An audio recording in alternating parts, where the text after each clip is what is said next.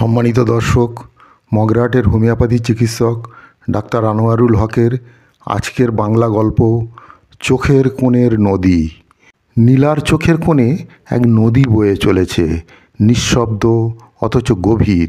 কেউ দেখে না, শুনতেও পায় না তার স্রোতের শব্দ।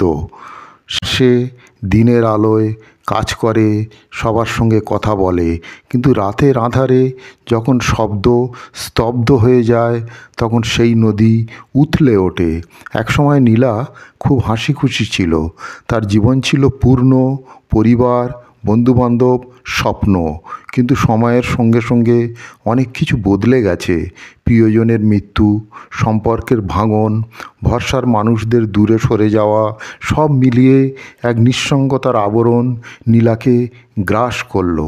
কেউ বুঝতে পারল না কতটা ব্যথা জমেছে তার ভেতরে। সে কাউকে বলতেও পারতো না, কারণ সবাই ভাবতো সে শক্ত, সে সব সামলে নিতে পারবে। তাই দিনের বেলায় সে সব কিছু স্বাভাবিক রাখতো, কিন্তু রাতের বেলায় তার চোখের কোণে নদী বয়ে যেত অবিরাম।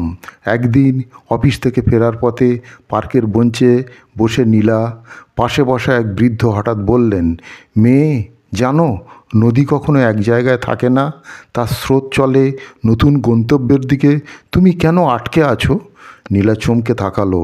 সে তো কিছুই বলেনি, তবু সেই বৃদ্ধ যেন তার মনের কথা শুনতে পেয়েছে। বৃদ্ধ আবার বললেন, ব্যথা থাকবে, নদী যেমন বাঁক নেয় জীবনও নেয়, কিন্তু একদিন এই নদী বিশাল সমুদ্রে মিলিয়ে যাবে। তখন তুমি দেখবে তোমার দুঃখগুলো বদলে গেছে, নূতন কিছু হয়েছে।